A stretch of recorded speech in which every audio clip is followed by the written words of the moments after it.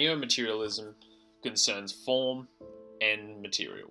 In an architectural platform, form means the shape or the body of the house, and the material means the skeleton or the facade of the house. So, within neo-materialism, we see two philosophies coming to a discord. Number one is hylomorphism. Hylomorphism is a philosophical theory developed by Aristotle in 1st century BC. It is a passive entity that analyzes form, matter, and substance, and believes that form and matter are separate from one another.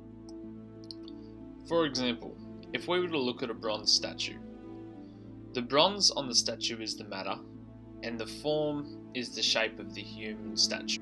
Or if we were to look at a brick house, the matter of the house is brick, and the form is the shape of the house.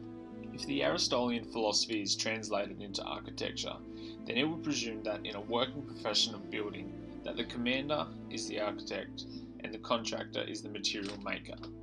This produces a hierarchy or division of roles and provides a division of intellectual and manual labour. In this case, hylomorphism believes that the form provider or the architect does not need to consider the matter or the material of the building. In the opposing corner, we see number 2, vitalism, which is a concept derived by Deleuze and Guattari, who challenged the notions of hylomorphism as an alternate approach to design process thinking, as they believe it is an artisanal theory of form from matter of production. In this case, we as designers and architects must work directly with materials in a designer-maker role.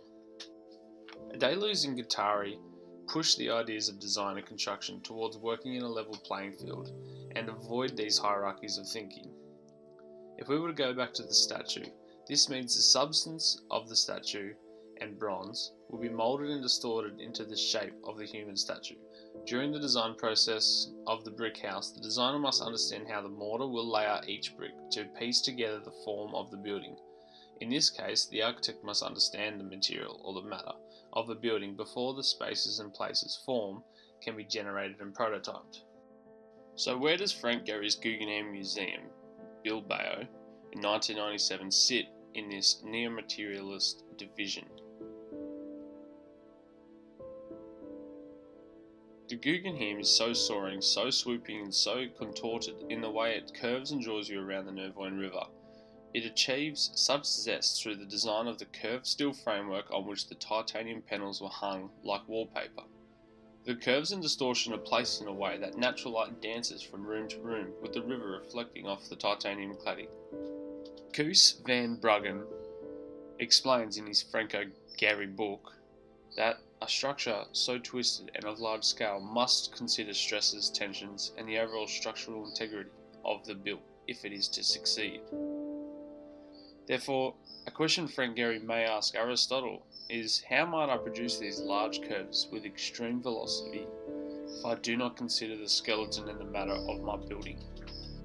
It is obvious that Gehry has a more neo-materialist approach towards his design process and towards how he constructs his buildings.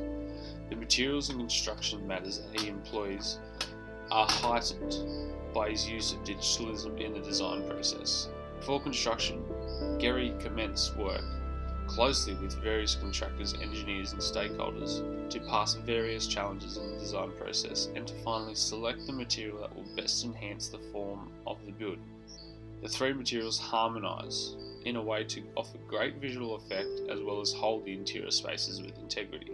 The construction of the curving forms are primarily out of straight pieces of steel which are set at slight angles to one another to create the outline of the curve. So it is noticeable that Gehry uses a materialist approach or a focus to generate ideas, create design decisions and dictate the shape or form of this building.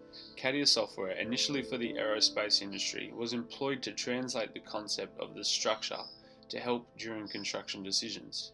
Andre Petrinalis, Algorithmic Thinking in Design and Construction, 2008, explains the use of CATIA in the Guggenheim's design process as so crucial the building could not have been constructed without it.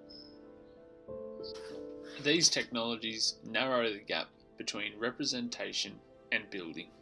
If we were to stand the Guggenheim Museum Bilbao next to a building designed with the Aristotelian philosophy, the distinct difference would be mind-blowing. The Guggenheim in Frank Gehry has so much evidence of a materialist-focused approach to the design process that shows their persistence to block hierarchical thoughts when materials come second to form.